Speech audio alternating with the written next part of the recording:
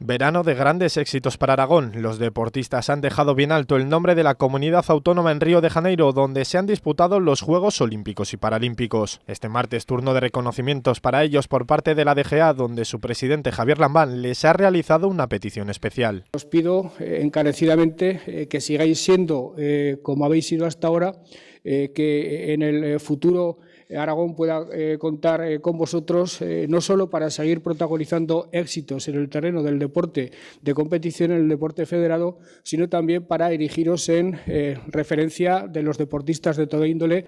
Como no podía ser de otra manera, los presentes se han mostrado orgullosos de lucir una nueva medalla, un reconocimiento especial a su trabajo y esfuerzo diario durante varios años. Bueno, es el reconocimiento del pueblo al final, ¿no? Personificado en el presidente de Aragón y algo que agradecemos. Lo estamos viviendo en la calle de todas formas desde que hemos regresado, porque la gente, bueno, nos saluda mucho, nos da la enhorabuena y nos anima también a seguir. Sí, los resultados han ido muy bien, son mis primeros juegos y vuelvo con una medalla.